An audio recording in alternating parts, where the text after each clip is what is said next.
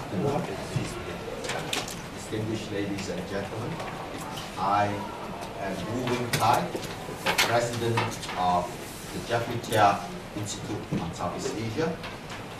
We are very lucky today to have this JCI forum on TPP, and the two presenters are the world's two most foremost experts on Southeast Asian trade issues, Professor Siow and Professor Tham.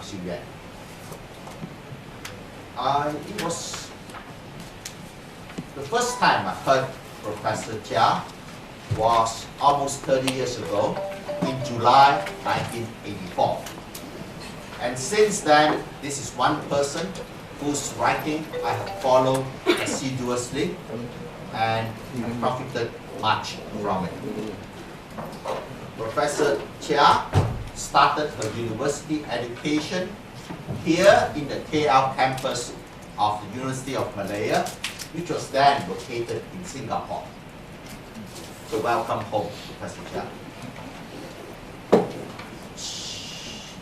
One of Professor Chia's university classmates is very well known to us. That is Tan Sri Yean.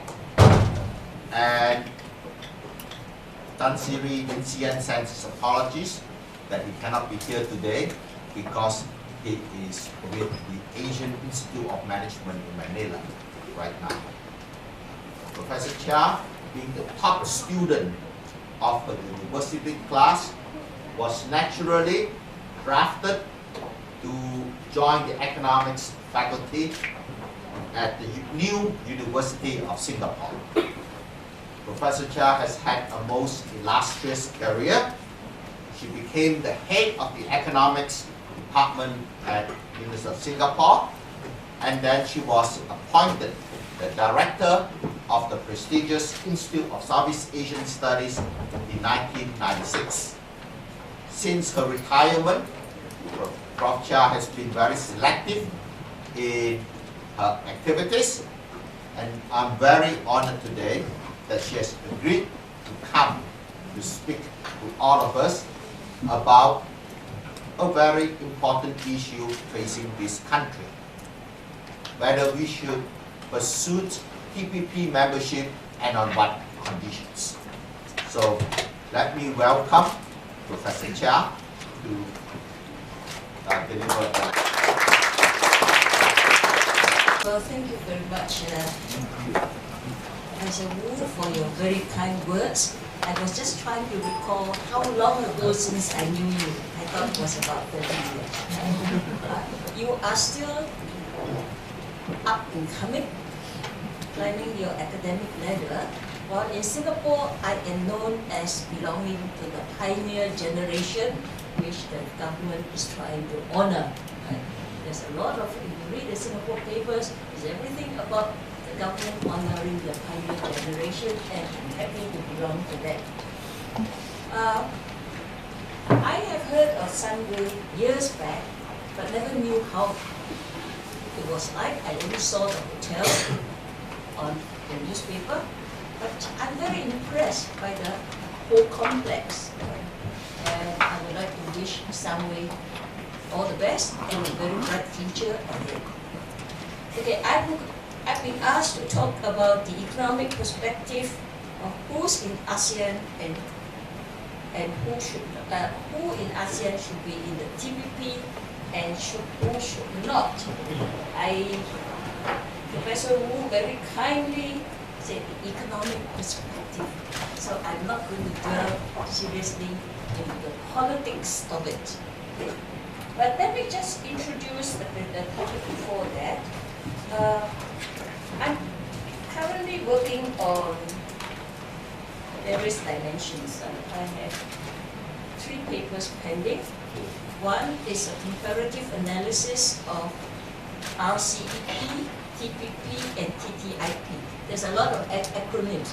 RCEP is what we call the Asian track, which is the ASEAN, plus the ASEAN plus 1 FTAs combined, the Regional Comprehensive Economic Partnership.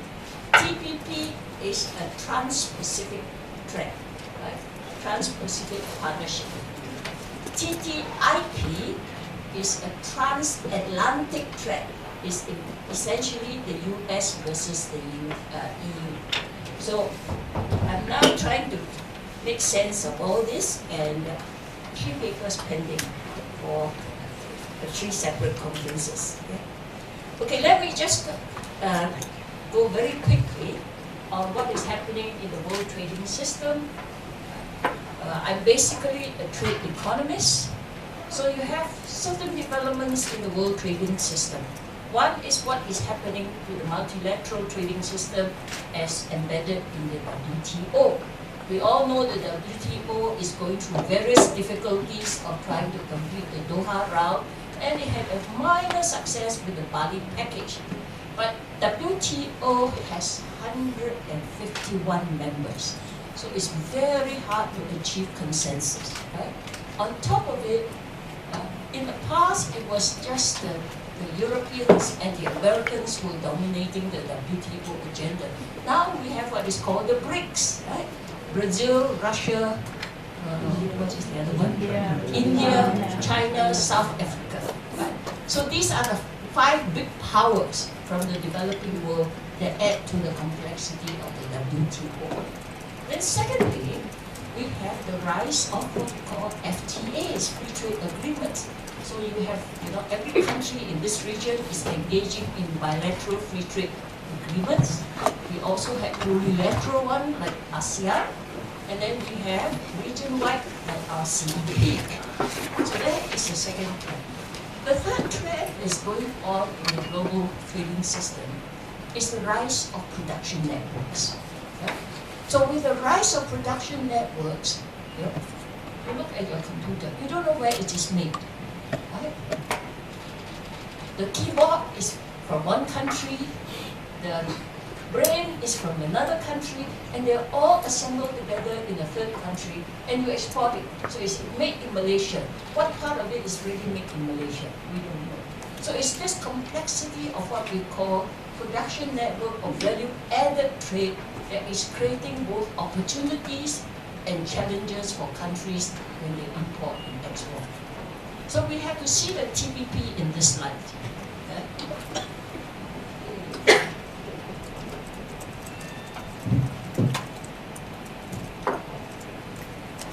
So first of all, the membership of the TPP.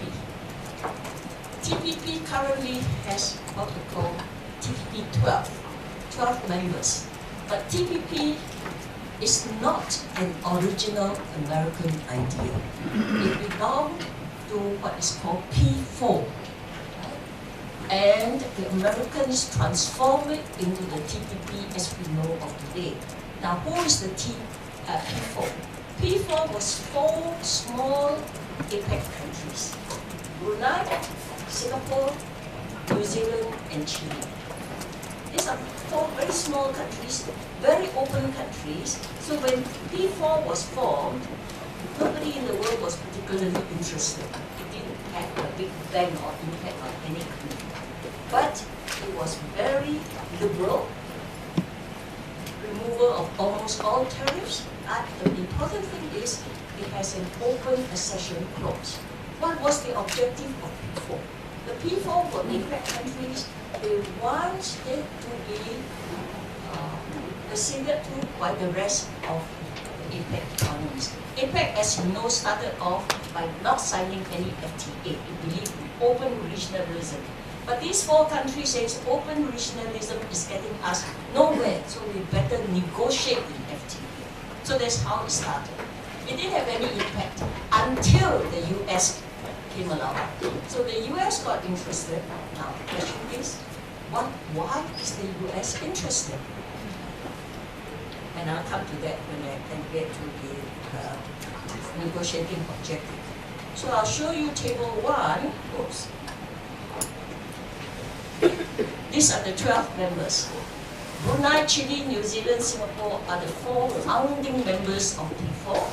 Then the US started in February 2008, And then, of course, there was a change in the US administration from Bush to Obama, so that their actual participation was delayed. Then after that, the moment the US announced its interest in a revamped TPP, the domino effect takes place. Australia, Peru, Vietnam immediately said, we want to join. Then Malaysia said, next, we want to join. And Mexico and Canada said, we want to join. And finally, the US said, we want to join. And there are some other countries waiting in the wings. So the question is, why the TPP?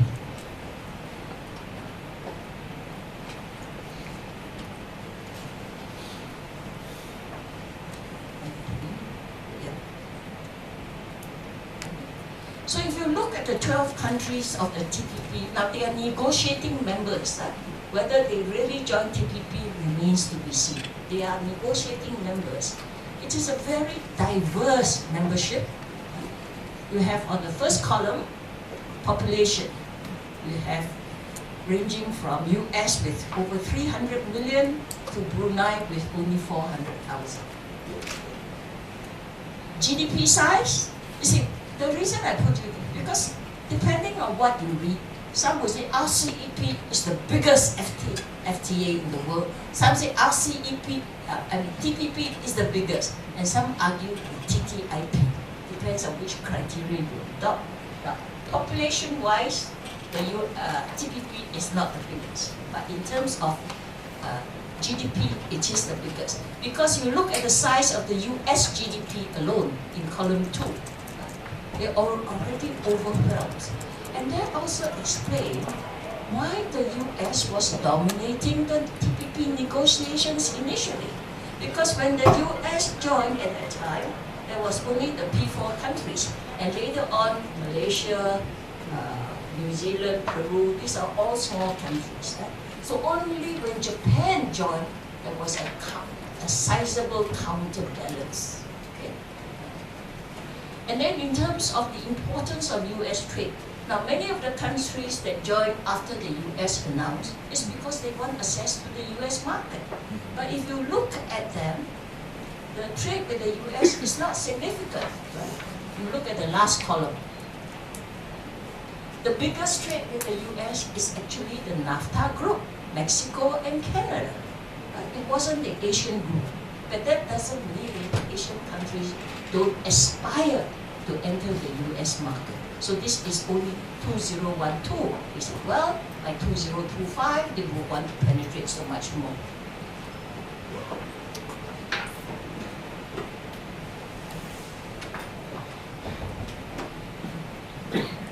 Well, this is now end of June 2014. TPP has gone through 20 negotiating rounds, circulating among the TPP negotiating countries. The last round, the 20th round, was December 2013 in Singapore. Depending on what you read, some say, oh, it's imminent. The agreement is going to be signed. And that they have been saying is imminent for several years already. The first deadline was 2011, it came and went. 2012 came and went. 2013 came and went. Now they say, well, no, end 2014. But I have my doubts. I think the earliest of signing is likely to be 2015.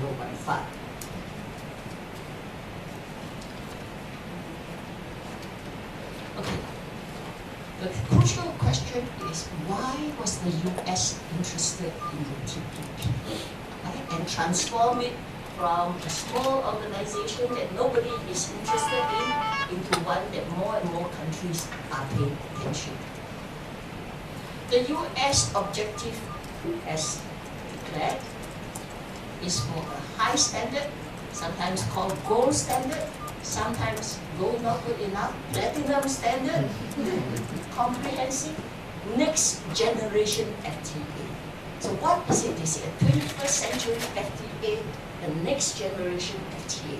What is so different about the TPP to other existing FTAs that have gone on before? And these are the features. Cross-cutting commitments, because There is regulatory coherence, I explained that later on. There's competitiveness, there's SME in, there's supply chain, that means production network, and they even have development inside.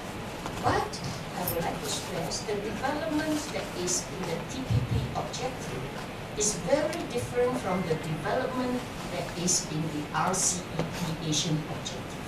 I'll tell you that later. But it also says it must be broad-based, flexible, expandable regional agreement, and this is important, platform for broader economic integration in the Asia Pacific.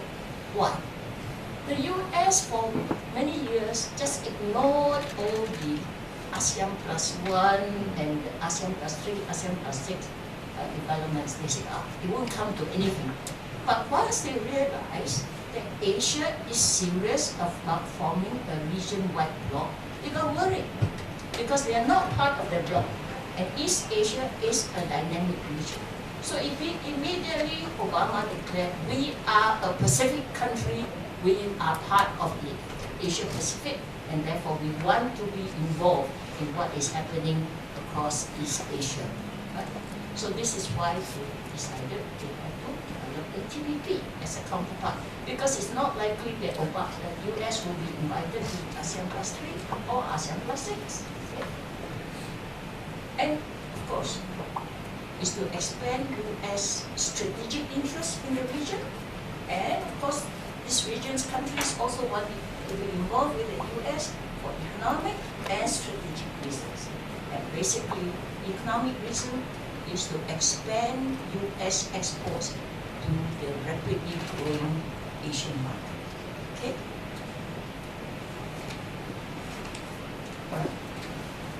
TPP has generated a lot of discussions, a lot of protests. Why is it so?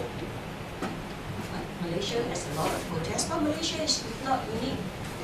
There are protests in the US itself. There are protests in many of the countries that are members of the negotiating team. So what is it in the TPP negotiations that generates so much vociferous interest? It's supposed to have 29 chapters. Let's look at what its content are. Market access provisions. Comprehensive market access for goods. Remove restrictions on services, on investment, on financial services, on temporary entry of people, on government procurement, and you can see, some of the objections come from Malaysia and many other countries. Much progress has been achieved according to the statements released at the end of each negotiating round, but a lot of issues are still outstanding. And what are these issues? I'll get to elaborate later on. The aim is for zero tariffs for trade in goods, with tariffs immediately eliminated on many products and gradual phase out on sensitive products. Now those of us who are in ABC, it took a long time for the tariffs to come down, and we could not get zero tariffs for many sensitive products. They are not part of the ABC negotiation. So this is much more demanding than what Asians are used to. And gradual phase out on sensitive products. Now, this is a very sensitive issue, particularly now between the US and Japan. Because Japan have 5 sacred products they want to exclude. And if TPP is a gold or platinum standard, it cannot have exclusions. So how this bilateral negotiation will shape up, I don't know, it remains to be seen. But because Abe has promised his electorate that these are 5 sacred cows that will not be touched. He promised his electorate that.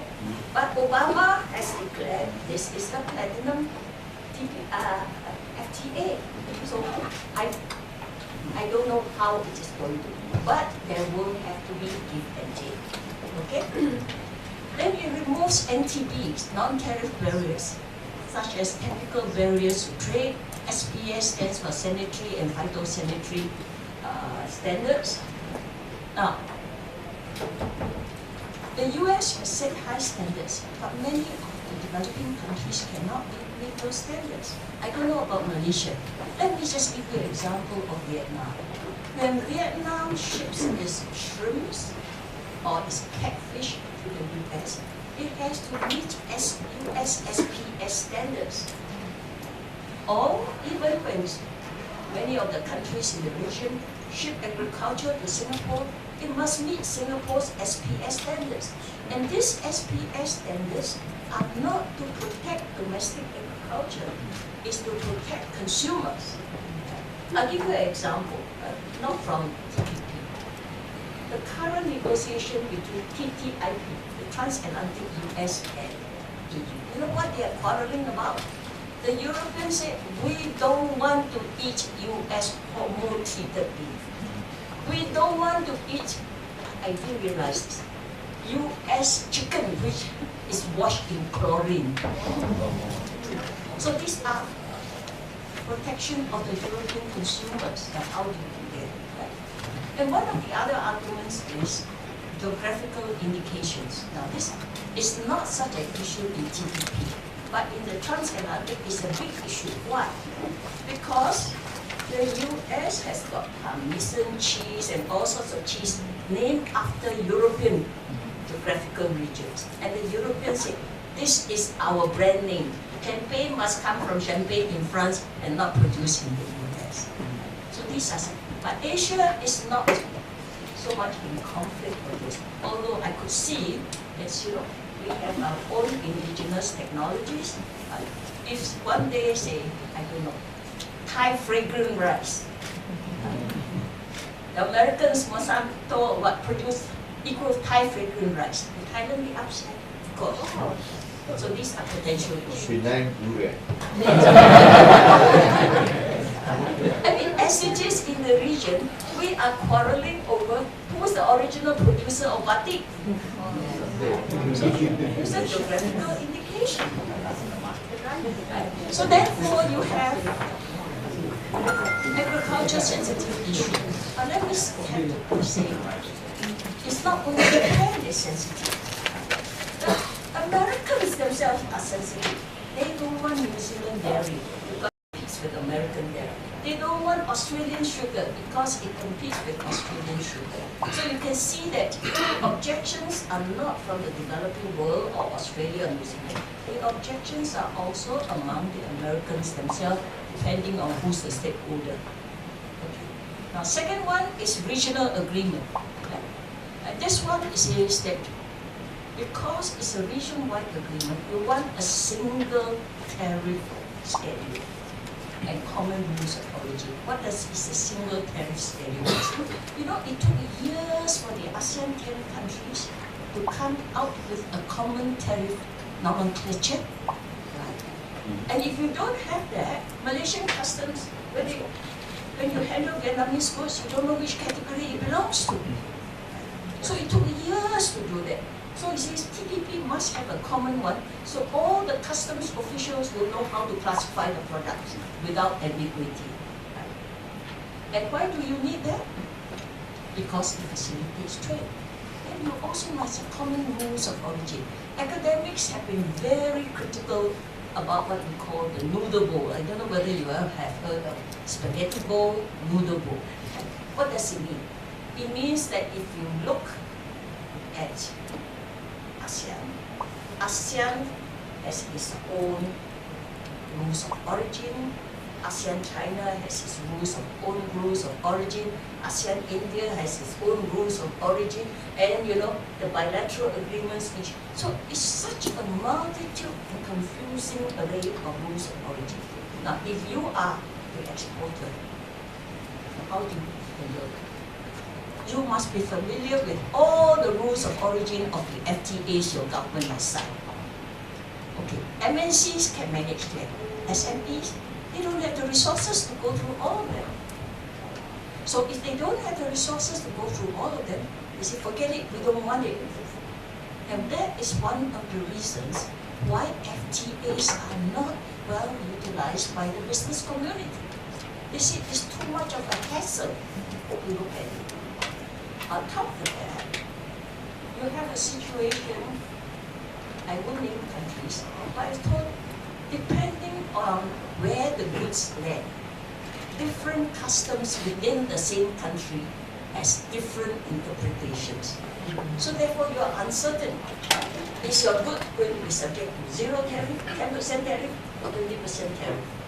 So this element of uncertainty deposit, why bother?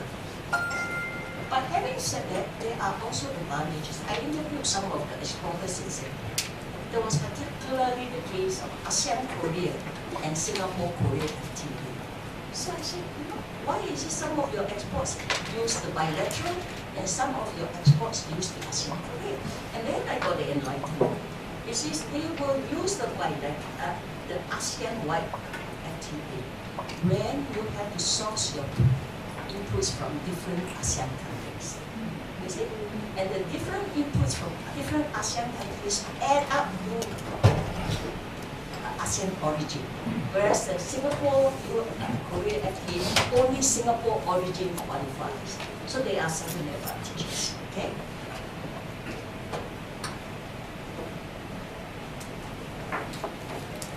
Okay. Third feature was regulations and so on. Fourth feature is something quite interesting. New trade issues. And what are the new trade issues in English? The digital economy, green growth, new technologies, transparency, business environment, and so on. And some of these are really challenging for ASEAN governments to accept.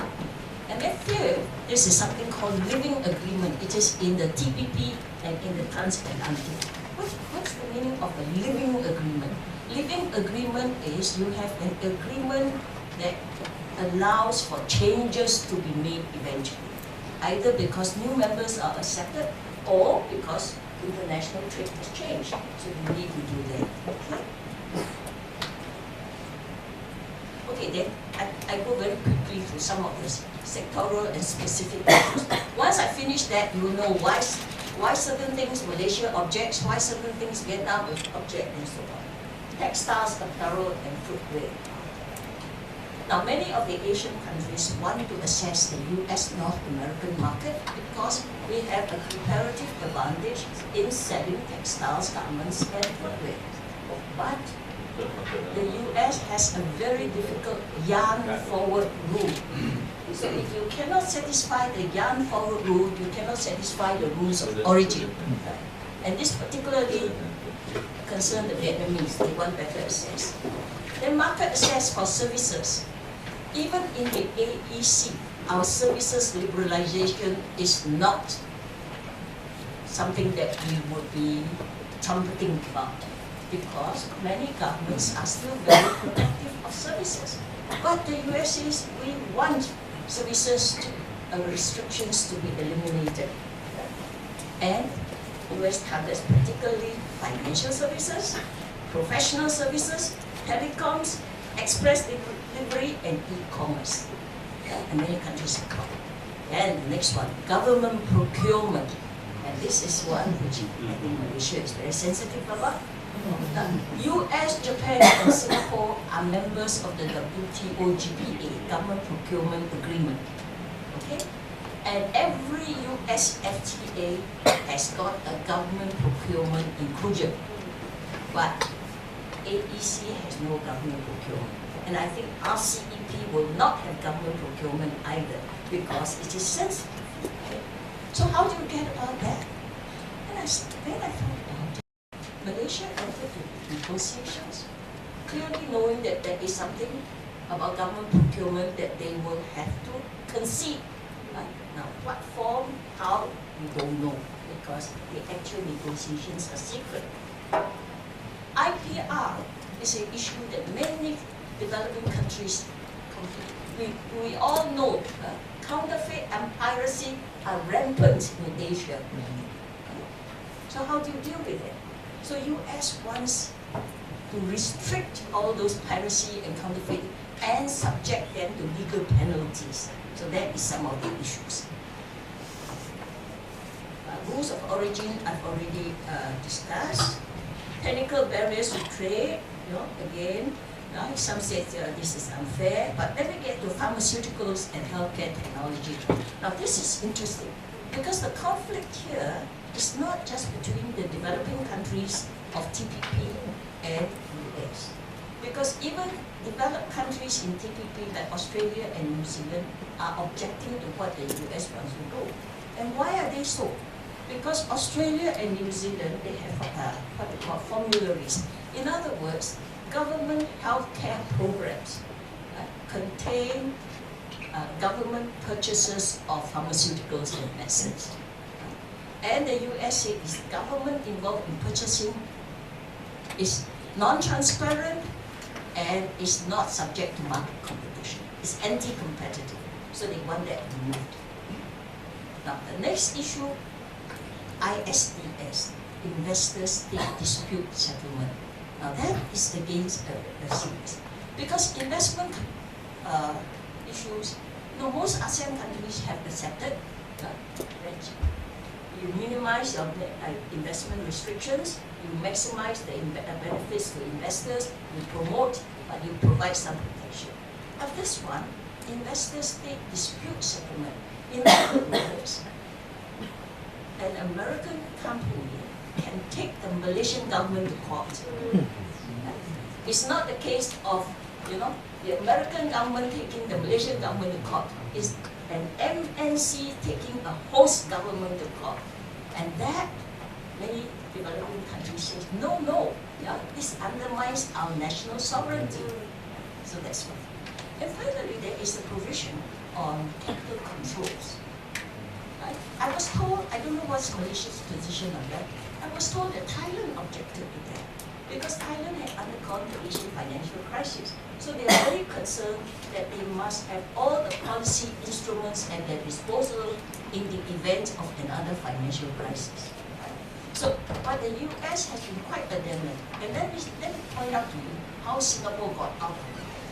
When Singapore was signing the bilateral FTA with the US wants capital controls, and it was a sticking point that negotiations could not be completed until there was a breakthrough, and Chile provided the breakthrough. So what Singapore promised the US government is, we will not bar investors from taking out their dividends and so on. But this is only with regard to foreign direct investment. Any other type of foreign investment and all that, because it gets very volatile when there's a financial crisis. So we want to maintain policy space to decide that, and the US government agreed. So I suspect this will also be a provision in the TPP. Okay, competition policies. Competition policies impinge on the role of state-owned enterprises. We all know the Asian countries have many state-owned enterprises. And therefore, they said, from the US viewpoint, that is anti-competitive. Again, let me tell you how Singapore got out of this in the case of our bilateral FTA with the US. The US was very concerned that the Singapore telecoms market was controlled by Singtel, which is what we call a GLC, Government Limited Company. So in a side letter, Singapore had to agree that Singtel must divest part of its government ownership over time. And Singtel has to declare that as a government-linked enterprise, all its operations are purely commercial. In other words, there's no political vested interest in the thing. It's a pure commercial operation. So this could be one of the ways that we get out of this in the TPP. Okay, labor. Now, labor and environment are very controversial issues, both in the bilateral US FTAs as well now as in TPP. Now, US wants to maintain labor rights. Right? Many developing countries say, you just want to deprive us of competitiveness and market share. Now, who is right? We don't know. Okay? Environment, another controversial issue. US wants the world to maintain the environment standards. So can all the developing countries maintain environment standards? That is something, again, we have to see. Okay? All right, so let me just summarize the points of criticism or resentment against the TPP. I think one of the most serious is that the critics do not believe the numbers that have been churned out to say it benefits the country. Right? Because, you know, the Peterson Institute East West Center has produced a lot of very positive estimates. And if you read the criticisms, we don't believe in these estimates. Now, are the researchers deliberately deceitful? No. It all depends on what we call, academics call CGE modeling. What is the model like? What are the assumptions like? How accurate is the data? And therefore you get the results. Some say garbage in, garbage out. So that is why many say we don't believe the numbers. That's one factor. Another factor is the numbers given are all aggregates. Right? Most big business will say, yes, we support. Most SMEs say, no, we are going to be the losers. Right? Most farmers say, we are going to be the losers. So it's the different stakeholders. Right? The aggregate results don't show minutely which segment, which stakeholder will benefit and which will lose. So if you look at where the protests are coming from, they are coming from people who perceive, or sectors who perceive they are going to be the losers. And then there are some who say, why on earth do we need to join the TPP? Malaysia has got so many FTAs already. Would the TPP bring in additional benefits? And there, here, I will show you a table. Okay? These are the TPP countries. See how many. Australia has already got the ASEAN, Australia, New Zealand agreement. It's joining RCEP. It's got a bilateral with the US, yet it wants to be in TPP. Look at Singapore. Singapore has got so many agreements already, including a bilateral with the US. So why is it going for the TPP? Singapore could argue we were in the original P4. Right? We didn't choose to join later. And look at Malaysia. Malaysia has got an ASEAN agreement, ASEAN Australia New Zealand agreement, ASEAN Japan agreement. It's part of our RCEP. Why is it joining the PPP 12? What advantage does it get? Because it is not a member of NAFTA group. Oops. What is this?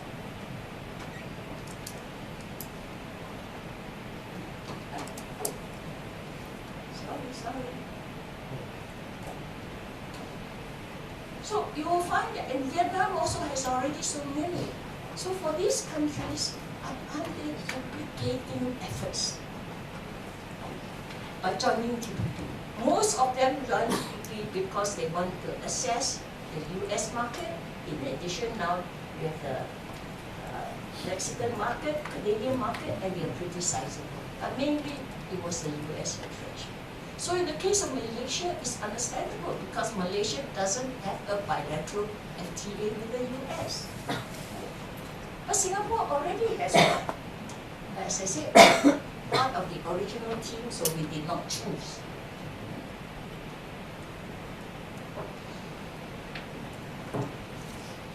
Agricultural sensitive products, I've handled. SOEs, okay, I've done that, let me just finish off.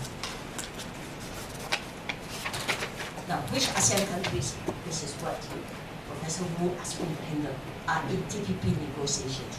So TPP currently is open to accession to all APEC economies. Right? Now, remember, China is an APEC economy. It remains to be tested whether China will be able to gain accession and on what terms. 4 ASEAN members are in TPP negotiations. The rest are not. Brunei, Singapore, as I said, are original P4 members. Vietnam joined and Malaysia joined. Philippines and Thailand reported to interest in joining. Indonesia reported not interested. Cambodia, Laos and Myanmar, I don't know whether they are interested or not, but they are not eligible currently because they are non-APEC members. But they are also unlikely to meet the high standards of the TPP. So for the CLMV countries, well, CLM since Vietnam has they are safer and better off just joining us AEC and RCEP.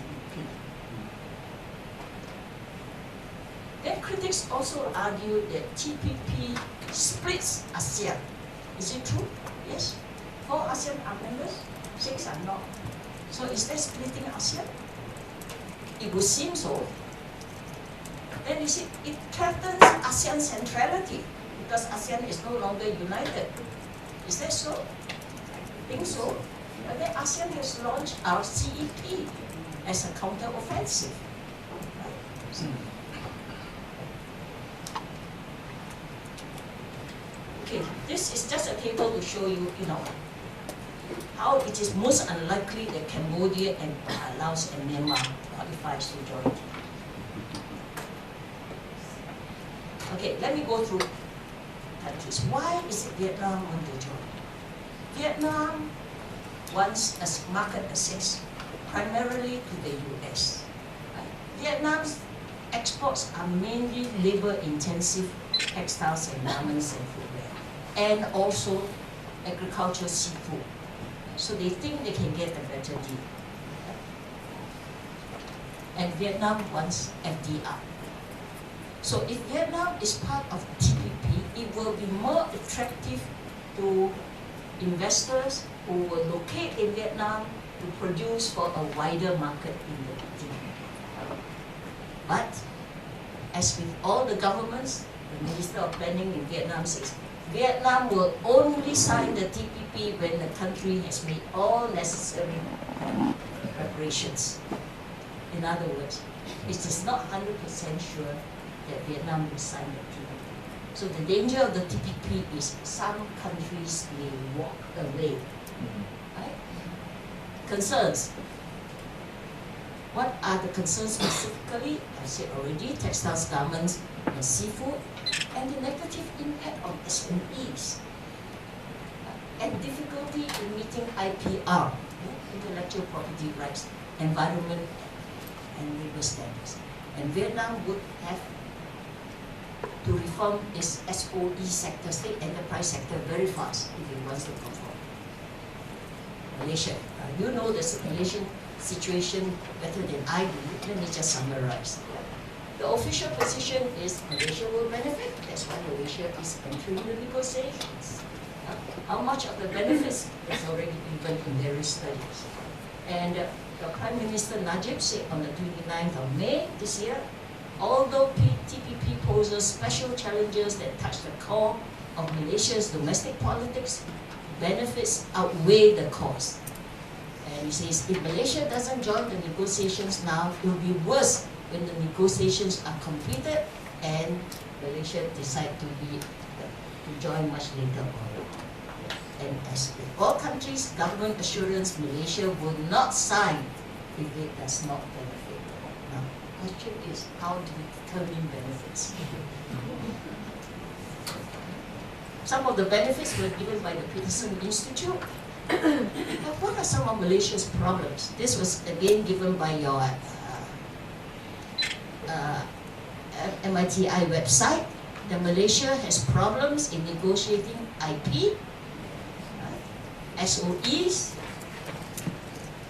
the ISDS, the state investor dispute settlement, government procurement, environment, labor, and tobacco. Okay? The concerns mainly led by, I don't know what is this, I only counted from the media, Banta TPA TPP coalition of NGOs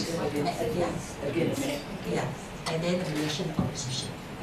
And some of the critics' concern is secrecy of TPP negotiations. And I'm very curious, everybody protests about the secrecy of TPP negotiations. Nobody protests about the secrecy of RCEP negotiations. I don't know what goes on in RCEP. I know what goes on more in TPP from the various official reports and media. But RCEP is very quiet. So why are we protesting against TPP secrecy and not RCEP secrecy? Okay? And then you see the interesting argument is that TPP protects big corporations. Does RCEP protect big corporations? Is a big question. But TPP is definitely stricter in terms of IPR. And therefore, this is something that the NGOs object to, because access to generic drugs and healthcare costs. Likely measures protecting local industries, because TPP wants all tariffs and non-tariff barriers to be eliminated. And ISDS, which says it undermines national sovereignty. I'm finishing. Philippines. Now, Philippines is a very interesting case. I said it's interesting because Philippines government now declared it wants to join TPP.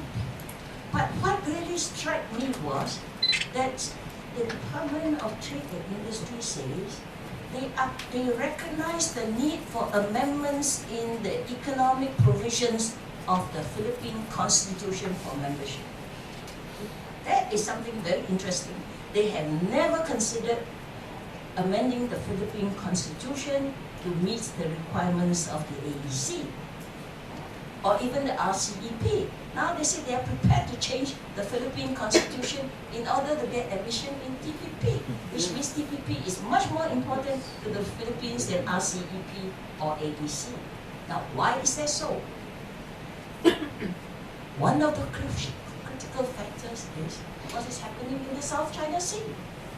Philippines cannot get ASEAN support, right? In its conflict with China, so it is depending on the US. So therefore, it is imperative that Philippines join the TPP. I didn't put that down in black and white, Okay, Thailand. Thailand is another interesting situation. The Yean government at the time of Obama visit said, we want to join the TPP because TPP provides market access.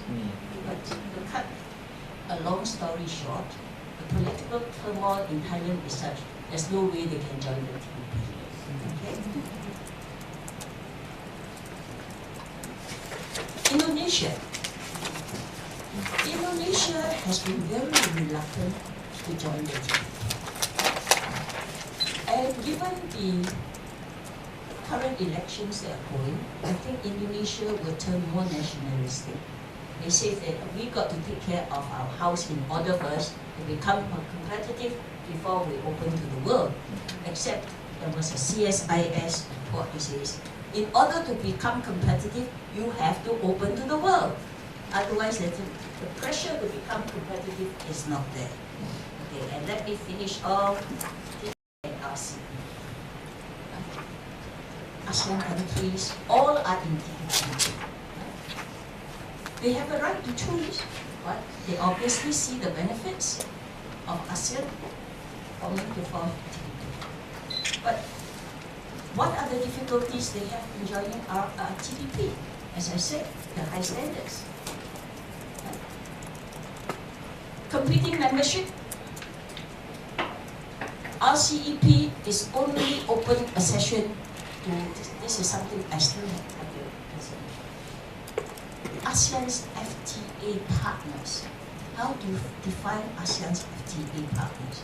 Is it that, say, Taiwan wants to join, Taiwan must form an ASEAN-Taiwan FTA first, and then apply to RCEP? Is that the condition? I don't know. Right? And then some scholars says, particularly those from East West Center and Peterson Institute, say, TPP must join with RCEP to form the eventual APEC, Free Trade Area of the Pacific, Asia and Pacific. And my argument is, it is very difficult. Why? Because TPP and RCEP have different standards. How are you going to merge two agreements with different standards? As it is, RCEP is tough because we're trying to merge the AEC and 5 ASEAN plus 1 agreements. So I'm not as optimistic as some of my American friends are. Right? Relative size, the two are pretty competitive between the TPP 12 and the RCEP. So there's not that much difference to choose from. Right? RCEP, we got bigger population, TPP got bigger GDP, but RCEP countries are growing at a faster rate. Well, this last table is, you take it or not, believe it or not, these are some of the computations. Thank you. Computing templates, that's the one. As I said, one sets high standard, but there's no way it can maintain the high standard, it has to lower it. The other one sets fairly low standard, but if it is going to be a value added to anybody, it has to move up the standard. So with one ratcheting down, the other ratcheting up, what is the outcome? Below. But are they going to be completed in 2015? There's a race on. Thank you.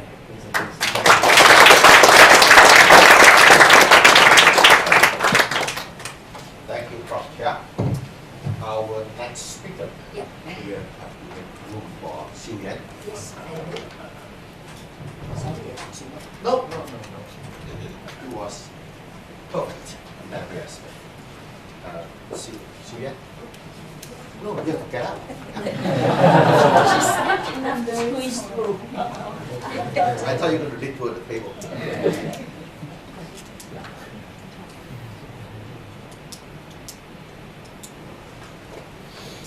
Well, Professor Tham is from University Discussant, Malaysia, and she's going to give opening comments on Prof. Chia's speech. Thank you very much.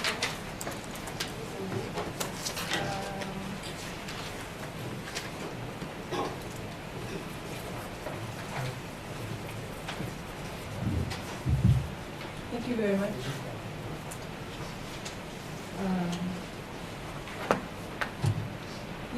First of all, to thank Sunway for the opportunity to be here. It's always a pleasure to listen to Professor Chia. I met her many years ago, and my first question to her when I first met her was, are you a real Singaporean or are you a Malaysian Singaporean? To which she was horrified and said, I'm a real Singaporean. And then I told her, you're the first real Singaporean I met. So that was how we met. It's always a pleasure to listen to her because she's very clear, very articulate, and as you can see, she has given very comprehensive coverage as well as synthesized the main issues involved.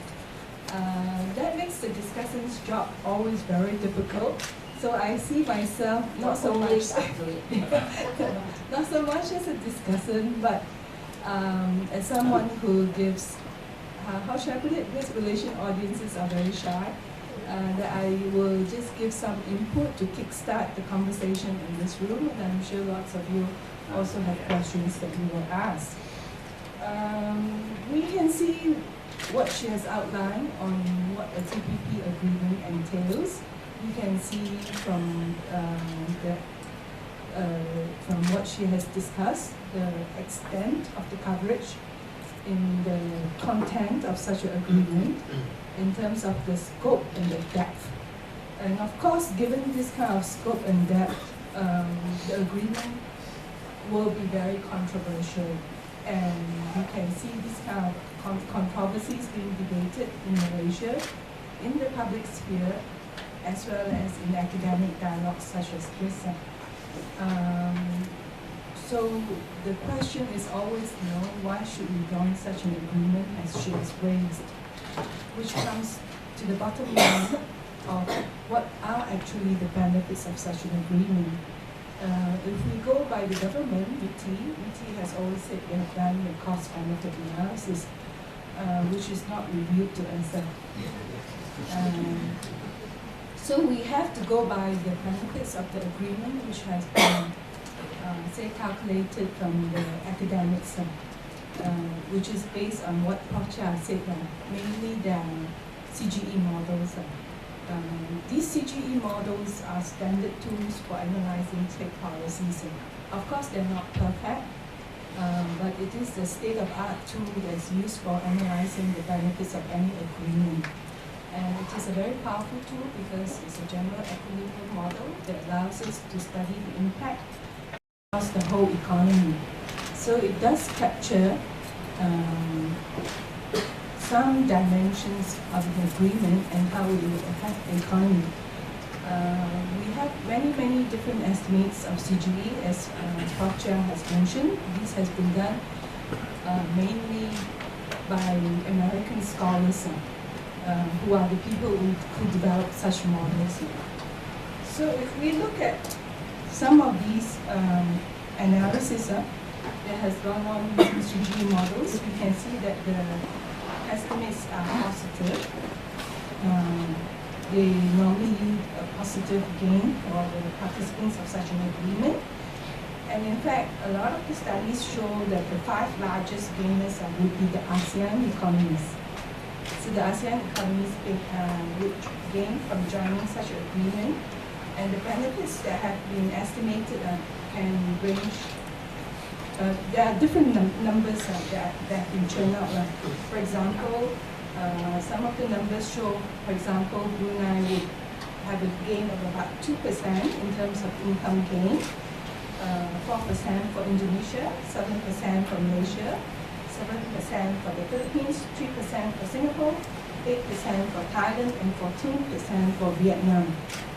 The numbers will change depending, as Prof. Chia has said, on how your model is constructed, on the data that you feed into your model. This is a number crunching model, so it depends very much on the numbers you feed into the model, and then it will generate certain numbers. However, there is a consensus across the board on the estimates that have come out. One is that the ASEAN economies will gain. Also a consensus in terms of the distribution of gains for ASEAN economies. Just now, Prof. Chia in Table 8 has shown you some numbers. It shows that Vietnam is the biggest gainer. So a lot of the estimates also show Vietnam is the biggest gainer, and Malaysia is the second biggest. Now, why is that so? We need to understand the logic of these models. In all agreements, when we join, the economies which are the largest gainers are small economies. So small size counts. We have listened to Prof's lecture last time, that size counts. And in international trade, size counts also, whether you are large or you are small. So small dependent trade economies are usually the largest gainers. Why is that so? Because you get access into the markets of large economies. So Malaysia is small relative to America, and we will have access to a much larger economy, market access. The second criteria for having large gains is whether you have an existing bilateral with a large economy. So Malaysia doesn't have a bilateral with US, and Vietnam doesn't have a bilateral with US. Therefore, with this bilateral, we would be able to gain access into a large economy. So one of the rationales for Malaysia to join the TPP is because we have a failed bilateral negotiation with the US. A couple of years back, those of you who follow this, under Rafida Aziz, Malaysia tried to negotiate a bilateral with the US. At that point in time, the bilateral was prompted by Thailand's decision to have a bilateral agreement with the US. And therefore, the Malaysian producers reacted very strongly towards that for fear of trade diversion. We know that when we have a bilateral agreement or any kind of trade agreement, we will have 2 dimensions of it: trade creation There is, you have increased trade between the participants of such an agreement. We also can have trade diversion. Therefore, if Thailand has a bilateral agreement with the US, the US may end up buying from Thailand instead of Malaysia. So trade will be diverted from Malaysia to Thailand. And because of that, the Federation of Malaysian Manufacturers, I remember that very clearly because I interviewed them on this, pressed the government to have a bilateral, to join in the bilateral negotiations. However, at that point in time, it was also hugely controversial. Part of the controversy it has to do with the depth and the scope of the agreement, which is as controversial as the TPP. The other part is always, I feel, although we are confining ourselves to the economic dimensions, is actually political. We've had very difficult agreements signed with Australia and New Zealand, all of which were signed without any fuss at all in the media. Why is that so? Because it's Australia and New Zealand. And why is it so much fuss with America? Because it's America. So there is some political dimension about the fuss that is going on. So therefore, that agreement, that negotiation also failed because of 57 outstanding issues that was tabled before the cabinet. So the cabinet could not agree. There was not necessarily a consensus within the government on having the bilateral. So because of the failed bilateral, therefore Malaysia felt pressed to pursue with this TPP. Okay. However, bear in mind, as Prof. Chia said, these numbers quantifying the impact. Whatever the tools are, however flawed they are, we still have to try to quantify the impact. But quantifying the impact is a hugely difficult task because the model can only capture what can be quantified. So when we model these kind of changes, we can only simulate changes, for example, in tariffs, because tariffs can be quantified. So you simulate a reduction in the tariff, and then we estimate the impact on the income. We also can, the state of the art has advanced to a state whereby we can also quantify non-tariff barriers. So non-tariff barriers can be converted into a number, and we can also simulate and see what happens when non-tariff barriers comes down and what will happen to the income. Services liberalization has also advanced in the sense that we can construct an index on services restrictiveness, and then we can bring it down to zero and see its impact. Foreign direct investment liberalization can also be quantified because we can have foreign direct investment liberalization measures, bring it down to zero, and then look at the impact. So things which can be quantified, we can generate an outcome. Unfortunately, in this kind of agreement, as you can see from Prof. Chia, there are lots of things which cannot be quantified. So lots of parts of the agreement, out of the 29 chapters, there are many chapters which we cannot quantify. What will happen for labor, what will happen for the environment, for IPR, for government procurement. So these are things which cannot be quantified as yet, not quantifiable, and therefore we are not able to assess what is actually, or rather we are not able to come up with a nice, neat little number to say this is the impact if we have a government procurement agreement. So therefore, these numbers that we see floating around capture parts of the impact of the agreement, and cannot capture the highly contentious part, the part where society is most interested in. So these are parts which cannot be quantified. Therefore, if for example, I'm asked all the time, what is the impact of the TPPA? It's actually very difficult to say what is the impact of the TPPA, because every chapter has a different impact, and to be able to sum up and say what is the net impact is close to impossible. I was once interviewed on the telephone, and the lady asked me what's the impact. I said, which chapter? And she said, huh? I said, yeah, which chapter? 29 chapters. She said, no, what is the impact? The overall impact. I said, is unknown. She was very upset. She thought I was being difficult. I was being truthful. So that was the end of the conversation and the interview. So that's about quantifying the impact. So we have to continue to try to capture some of it, but a lot of it cannot be captured. However, I think for us to sign an agreement, we have to garner what I call domestic consensus. And in garnering domestic consensus, we have to be able to identify who are the gainers and the losers. We can see in the CGE simulation that different countries will have different impact, different end results. Within the country, there will be gainers and losers. Theory informs us that when we liberalize, we will have different impact on different owners of practice, whether you're a capital owner or you are labor. So if you go through the sort of class analysis, you can see different factors will have different benefits from such an agreement.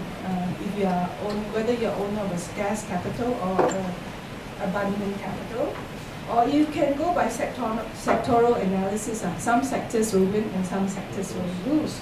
So it's very important to identify the sunrise sectors and the sunset sectors, because there will be some which will have to exit the industry, and there will be employment shifts. So some industry will have to tutup kedai, and some people will have to go out of jobs. So how do we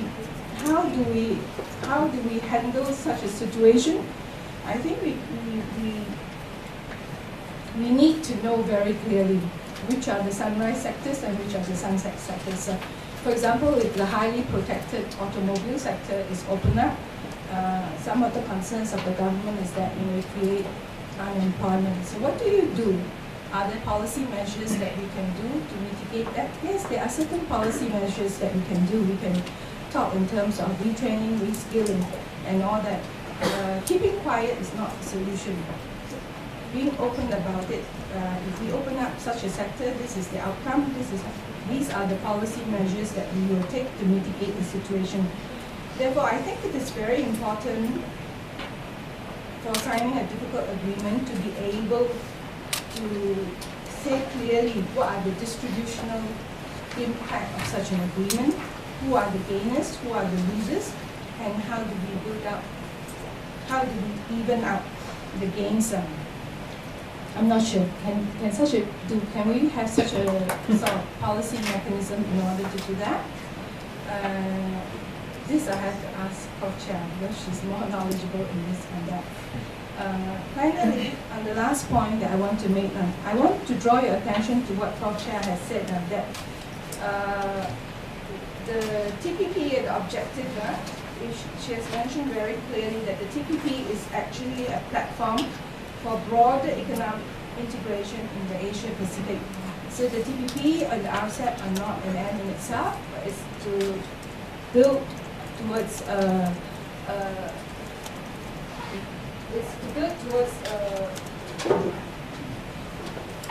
free trade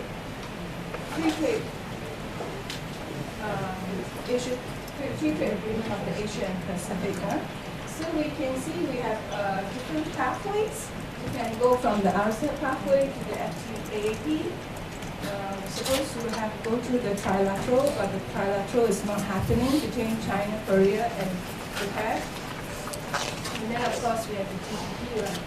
So if these are not an end in itself, one of the questions I would like to ask is, how do we get to the end result of the FTAP, if that is the end result? If we go by this, the US-led way, then what happens to Russia and Taiwan? And if we now, in China, have a new initiative now, there's this political in its origin that we try to counter the US-led FTAP, and we try to have it from the APEC, build up a free trade Asia Pacific agreement through APEC. But then if you have it through APEC, then what happens to India and CLMV, you see? So how do we, when we're talking about as difficult as these agreements are, these are all efforts to actually move beyond regional, but to have a bigger trade bloc as a substitute to the failed WTO negotiations, to have a free trade area in the Asia Pacific so that we can have, we are able to access each other's markets, and because of the growth in the growth center is moving towards Asia, therefore this, the last goal of the free trade area of the Asia Pacific is deemed to be something that would lead to a more prosperous Asia. So then how do we go? How do we go from this side? How do we go from that side? And is this really the end goal? That's all. Thank you.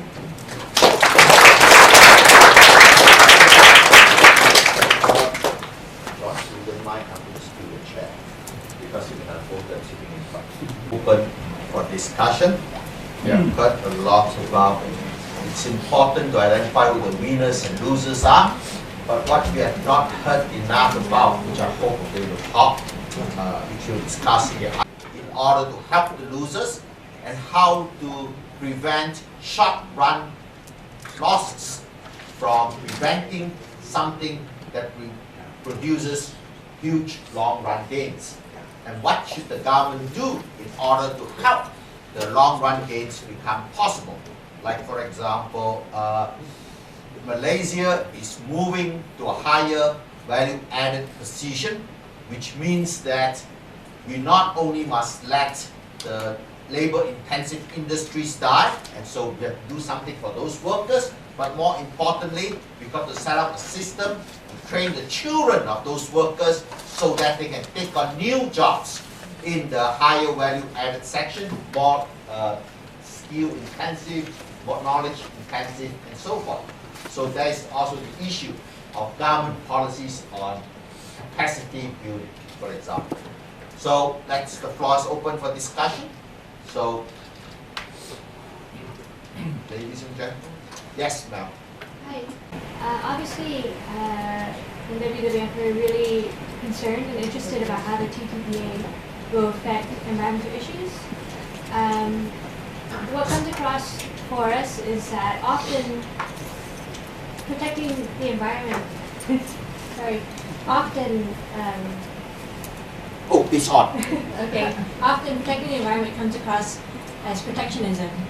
And there's been a few cases in the WTO where, environmental protection has been overturned. And again, with the ISP, where companies have sued governments for trying to protect the environment. Do you have any comments on that? Okay, let's take a couple more questions.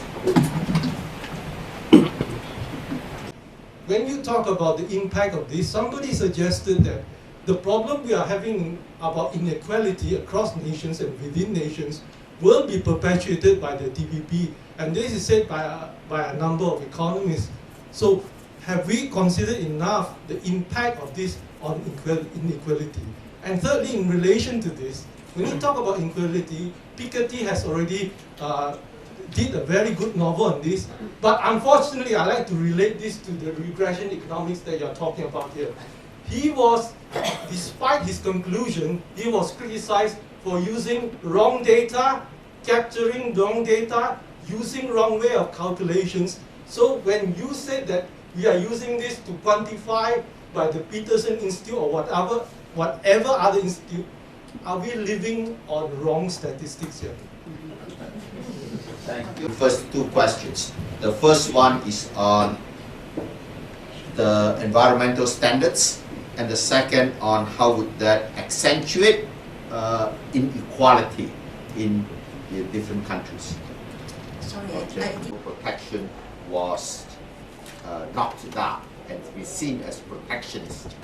Okay, well, a lot of the issues that, we make a distinction between what we call pure trade issues and what we call behind the border issues. Right? So behind the border issues, things like labor, environment, even SPS and all that, they are instituted by governments not for trade purposes. Right? In other words, it's to protect the environment, to protect your workers, to protect your consumers, and so on. And that is where the conflict comes in, you see. Right? They say, remove the SPS requirements, right? Because they are too tough for Vietnamese to export their agriculture to the US, for example. But if US was to remove that, then it's consumers will suffer. Yeah? Because then there are no standards to protect consumers from such imports. As I said, in the case of the US-EU dispute, right? The Europeans said, we never take hormone beef. Right? But the US said, but it is safe. So, whose standards? So in the end, it comes down to your value system. Right? If you're used to it, then you don't want it. Just like GMO is a big issue. Right? The Europeans said, we don't eat genetically modified crops. Right? But many of our countries do. So where do you stand on that? So these are issues of the environment. Now, I'd like to take your issue. Government policies, because every agreement, every time you open up your country, not just an FTA, even when you agree to a WTO, there are always winners and losers. Even the policies that have just pure domestic impact, they are winners and losers domestically. So the issue is, how do you convince the losers that it is in their long run interest? How do you compensate the losers so they will not feel so sore? Right? So usually we say there must be some mechanism for the winners to compensate the losers. Now, how do you do that in a democracy? As Professor Wu has pointed out, right, you try to make sure that the losers can temporarily they are losing, but eventually they will be gainers and competitive. So if the auto industry is dying, can you retrain your workers, right, to take on alternative jobs? And if Malaysia wants to go technologically up the ladder, then you should, gradually let these labor-intensive operations die out. But you can't just let them die out politically, so you have to put in capacity building measures. And this will have some pain. So, governments have to do a better job of convincing the stakeholders that they are actually, it is, when they say national interest, means in the interest of everybody and not just some vested groups. And if Malaysia is going up the technological ladder, you're investing a lot in education. Now, education which is available to all and affordable to all, that is very crucial. Standards. So the standards are there to protect the consumers, so the standards are important. In an agreement, the question is, whose standards are we going to adopt? And that's where the problem is. Whose standards are we going to adopt? If we're reflecting back to the agreement and the disagreements in the agreement. The disagreements in the agreement, okay? And we talked about the compensation. On the question on data, I think that when we look at statistical work and any kind of econometric work, we have to be very careful, and we have to understand very carefully what is being modeled so that we can use the data in the right context. However, that doesn't mean that all econometric exercises are flawed. It's in the continuous process of being improved, and I think data must be handled carefully and can be very useful. Caveat emptor, be very careful when you read the data. Can I react to that? Yeah. When Peter T came up with the book, The Footman, he praises the book as fantastic or whatever it is. Next minute, when somebody else pull out the criticism that a lot of the data was wrongly done, what did Goodman say? He changed after that. He said, Piketty better answer those questions. Mr. Prof, I better answer this question. The often quoted sayings is statistics lie and lie and lie. So it depends on how you use the statistics and for what purpose. It depends how you lie, is it?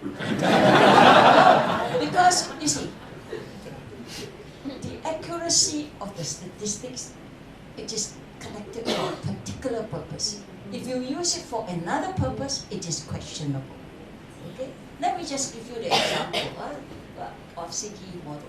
I've seen some of the CTE models on how Singapore benefits. And I always tell the modelers, actually, your statistics on Singapore is wrong. They say Singapore's agricultural sector will benefit a lot. I said, we have such. Then you see, anybody who knows the Singapore economy says agriculture is unimportant. Why is it a lot? Because agricultural trade is very big in Singapore. It is part of anthropo trade. But international data on statistics do not make a distinction. So this is why people who are knowledgeable, you read those and you know what qualifiers to make. But unfortunately, only scholars are much more familiar with that, and the general public doesn't know. I would say that you look at those statistics, it's just a skeleton. Then you've got to back it up with more substantive feedbacks from the sectors involved and add meat to it. And then you say, is it credible or not? I think that it is dangerous to engage in the idea of that everything is so arbitrary that the experts don't know what they are talking about. So because there have been mistakes made by this and mistakes made by that, and there's all kinds of wrong data. The important thing is that are there objective organizations, non-partisan in nature, and enough number of them so that they each look at the numbers, and in the end, there's a consensus of what best practices you. For example, non-partisan think tank like the Jeffrey Chia Institute, it attempts to use the best available data and the best statistical techniques to look at an issue. And I would love that Malaysia to have more non-partisan think tanks so that we can check on each other's work. Ultimately, like in any situation, the general public is educated as to the range of conclusions, just like you listen to different political candidates when you vote.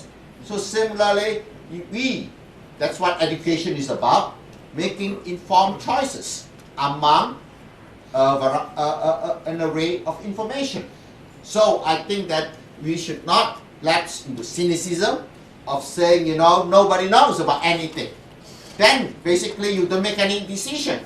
Should I get up off the bed this morning? Even as basic as that. So I think there is a basis for discussion, and expert opinions do matter. Dr. Solo. Thank you, Prof. I've got 3 questions. The first one is, it's already July 2014 tomorrow, and you're optimistic that they will sign the TPP in 2015. In the last consultation that they've agreed on 9 chapters, so how optimistic are you that they will actually sign by 2015? That's my first question. My second question pertains to the labour issue. And the TPP, I think, calls for liberalization and democratization of the labor markets and bringing in ILO standards. One of the reasons, or one of the arguments is that they don't want minimum wages, they don't want any democratization because their competitive advantage is in keeping wage rates low, especially within the ASEAN countries. And countries that are part of the TPPA, if they sign the TPPA and they democratize their labor markets, what would be the economic impact in terms of FDIs, and because there will be members of ASEAN who are not part of the TPPA, so they will not be required to democratize the labor markets. And my third question, which is a bit surprising, because in the TPPA consultations, one of the things is that the SME chapter seems to be quite watertight. They say there's a chapter in SMEs and everything is agreed and there's no issue. But I do not understand, because in your talk, Prof. Chia, you also said about the adverse impact of the TPP on the SME sector. Because the SME sector is not a homogeneous sector, because there are so many different sizes of SMEs. And I feel that in the TPP agreement, the SME sector seems to be like a closed chapter. There are no negotiations on that, or there are no discussion, very little discussion on the SME sector. Just want to like your viewpoints on these three issues. Thank you. Hi, my name is Thomas. I'm a master's student in University of Nottingham, Malaysia campus. Forgive me for having, because I studied international relations, so my question is more towards the political side of it. Prof and speaker, you did mention about government need to do a better job in convincing, especially the Malaysian government, in the benefits and the negative effect of a potential TPP agreement for Malaysia. But considering that the negotiations are held secret, data or actually reports on the exact negotiations are not publicly released. Are there any alternate mechanisms that, from your perspective, the government can use to actually convince that it's worth our time and effort to actually look into TPP? Yeah, that would be my concern. Are there any state-to-state negotiations that are not done in secret? That are done on television camera? That would be a nice one. As I said, all this hoo-ha about TPP, you just say RCEP, how much is known in the public domain? ASEAN China, how much is known in the public domain? Very little. But TPP has been very much politicized. Right? Now you said that, but your Malaysian government has already been open enough to say these are our problematic areas. Right? None of the other governments have openly said these are problematic areas. So if you know that these are your problematic areas, the next step, Malaysian government should say, how are we trying to tackle these problematic areas? Okay. That would be since you've been open about your problematic areas, what are you going to do about it? This is up to the Malaysian electorate to answer. Okay? The SME chapter. Now, it says there is no controversy because the SME chapter is all about promoting SMEs. Some of the negative impacts that fall from the other ones are not in the SME chapter. You just say, SME as a sectoral group, how can we help them? So this is why it seems ambiguous. Right? Yeah. The SME chapter, no disagreement, but it appears somewhere else. So that's that. The other one, labor and wages. Now this is something I think all ASEAN governments have to do with, particularly middle level. Malaysia, you want to avoid the middle income trap. So what do? You don't want to be perpetually paying low wages, because then you are perpetuating your middle income trap status. So therefore, it is in your national interest to get out of that middle income trap. Right? Singapore has, to this day, has no minimum wages. The US does not insist on our minimum wages. Because you're way above. Because, so if I would call your living wage rather than a minimum wage, okay? Because your minimum wage can be way below a living wage, and you have a huge section of society living in poverty. If you have a living wage, in other words, a wage that makes the low-income group able to meet its barest needs, okay? I think that's good enough. But every government has that responsibility of making sure that the poorest of the poor don't die out of sheer starvation or whatever it is. So it is in the national interest. But you get angry because why is the US imposing its standards on you? And why is the US insisting on the ILO conventions? Why, look at the ILO conventions. Are they so objectionable for a country that aspires to become a developed country? Right? child labor, or can't use criminal labor, etc., etc. You see? So, look at it. Malaysia aspires to become a developed country. What are the aspirations of a developed country? Surely you want a labor force that is earning at least a living wage and that is not part of the slave labor, right? And they have a right to job security, whatever. So, if you think in terms of it, what does the Malaysian people want?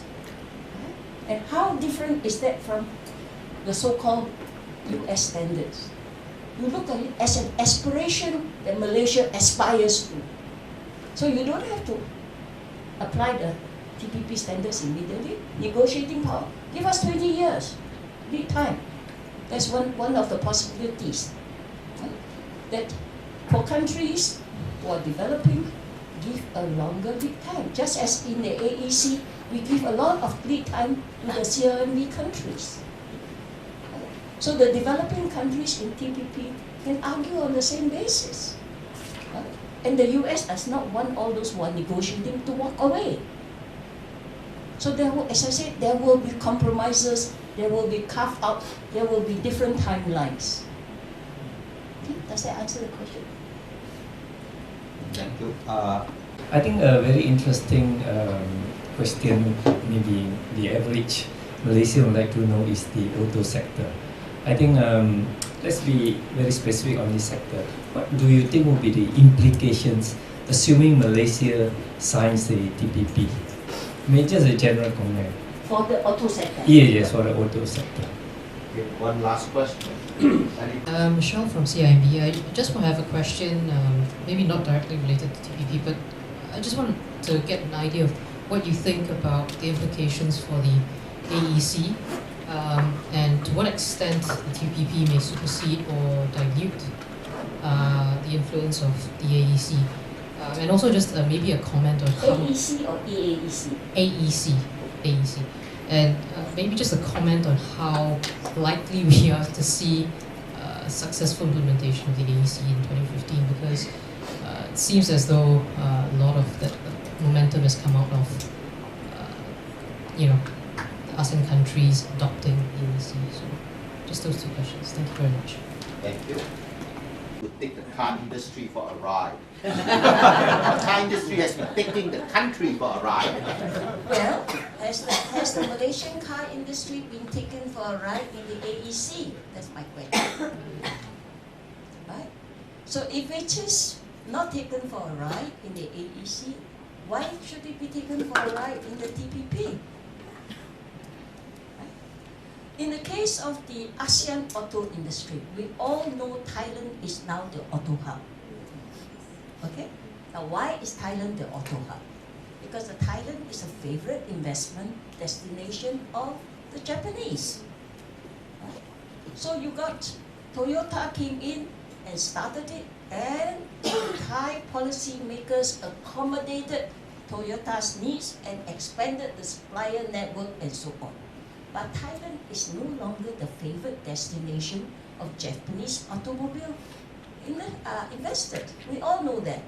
First, the floods created a havoc with the production networks.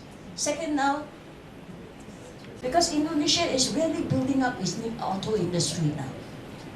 Because that is the ASEAN market. ICO is very important for the ASEAN auto market. That's my question. What's the other one? Implications for the AEC. Okay, let me tell you my preferences. I am first and foremost an advocate of the AEC. I said if AEC doesn't consolidate itself, forget about ASEAN centrality. RCEP will be taken over by the CJK countries because economically they are 90% of what the RCEP is. ASEAN only account for 10%. And we want to be ASEAN centrality? 10% controlling the other 90%? Doesn't seem politically realistic, right? So why? Because the CJK countries cannot agree among themselves, so they, by default, they let ASEAN lead. But the moment the CJK countries are united, ASEAN will not be part of the RCEP centrality anymore. That is fact we have to live with. Yeah? So AEC must consolidate. Now, is AEC going to consolidate? That is where I have some reservations. The initial deadline was January 2015. Now it's December 2015. Now, other December 1st. So it's 1 year. But how many countries are ready for the AEC? Is Malaysia ready? You tell me. Singapore is always ready because we always do unilateral reforms first. Right? Malaysia, Thailand is in kiosk. I'm not sure it's ready now. Right? Indonesia is crucial, but Indonesia is becoming very nationalistic, and I am worried whether we can achieve the AEC. Philippines, they are so preoccupied with the conflict with China. Right? I'm not sure whether they can satisfy the AEC. So if we cannot consolidate AEC, forget about ASEAN centrality in RCEP. Not to talk about ASEAN being a big player in TPP. So first we have to build up AEC, and that is my concern. The auto sector. If you're talking about liberalization in terms of bringing down the tariffs, I don't think that's a problem because it's already been brought down under AFTA. So the tariff barriers have already come down, but the preferential measures are still there. For example, if you're talking about government procurement, the use of proton cars for taxis, the use of proton cars for government officials, and then the other thing is the reduction in the excise duties. Technically, proton has a bigger reduction in the excise duties because it has larger domestic value added. So the reduction in excise duties is conditional on your domestic content, and proton supposedly has a higher domestic content. So it's actually the other measures which are non-quantifiable. That one is a bit difficult. What about foreign ownership? Foreign ownership for proton will not be there. Will not be there for a long while unless they have a change in the advisor.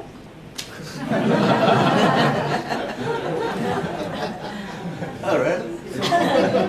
So bottom line, would it be worse off for proton? But under IFTA, yeah. it's really agreed, right? If we're talking about tariff barriers, it has already been brought down. We have already complied. But it's the other measures, the other preferential measures. Consistent with the national auto policy, you mentioned about what about the AP permit? That they have gone silent. The approved national automotive policy, the NAP 2014. Right. Under the NAP 2013, the approved permit is supposed to be reviewed and to be removed. But in the 2014 auto policy, they have gone silent. They say it will be reviewed. In other words, it's not going to be done. So, but the national auto policy has also targeted for Malaysia to increase its production of cars and its exports of cars, and that cannot be done unless you open the auto sector, which the government is doing by opening it up to the energy efficient vehicles, the EEV. So liberalization is for 100% foreign ownership is encouraged, together with incentives for EEV. And the first EEV license has been given to the Chinese automobile producer. So the idea to increase production and to increase exports I believe, will be done through the EMB. As I said, proton cannot be changed unless you have to change the answer. So proton will be a different story. I would like to make a comment on what you asked about how the government can improve its communication with the public on the matter of the TPP. While the negotiations are confidential and cannot be made public now, the government has commissioned many studies on the TPP. Now these studies are independent studies. They are studies which are done by, as what Prof has said, independent bodies. And there is actually no reason why these studies and the outcome of these studies cannot be made public. Because it's a government commission study on what is the impact. And it's done independently by a consulting group or by a whatever academic body. So that is not subject to the secrecy clause of the negotiations. So I see no If reason. it's a commission study, it is. The Secrecy government can, clause. yes, the results of the commission study belongs to who commissioned you. Yeah, it belongs to the government. The government can waive the secrecy and make the outcomes public because it's a commission. It belongs to the government, you're right. But the But not to government. the country. Yeah. So my question is, why can't there be independent studies not commissioned by the government? Nobody has commissioned that. But I think government has always conducted a lot of studies, and I don't understand why these studies have to be confidential. Or the outcome of these studies have to be confidential. I think the outcomes of these studies can be made public, since it's done with public money anyway. Until they repeal the Thank- SA. Thank you for a very good session. In ending, I take the chairman's liberty of making 2 points. We have talked a lot about what TPP means to us and are we ready to sign. What we have missed out is, can the Americans sign it even if we are ready to sign? For the simple reason that Obama needs what that is called fast-track authority in order for us to be able to negotiate in good faith. In other words, if we have agreed something, Obama will have to give the whole package to Congress to vote on, up or down. But right now, because Obama does not have fast-track authority, Congress can cherry-pick particular lines in the agreement and ask for it to be renegotiated. And if we know that whatever we negotiate now is likely to be renegotiated, why should we make any concession right now? So the reason why TPP may not come about is not because we are not ready, but because the other side is in no shape to conduct the negotiation and bring it through US Congress. How can we negotiate with a country that has no authority to negotiate from its own ultimate authority? That is why I think it is hard for the TPP to be settled. So that's one thing.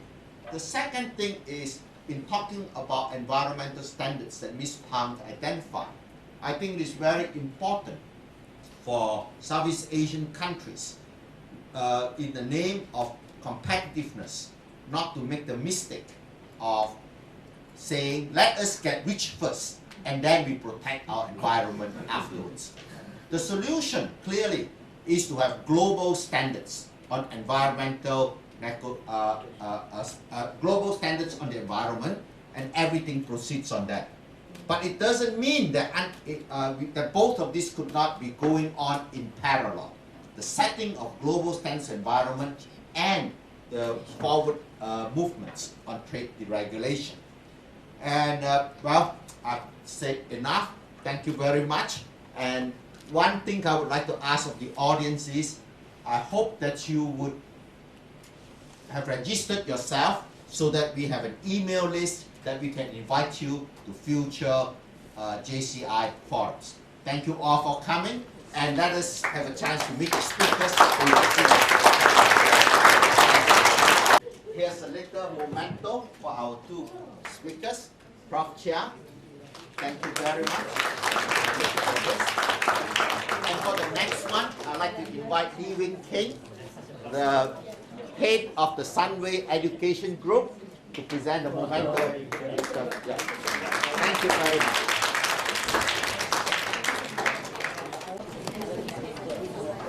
That's nice.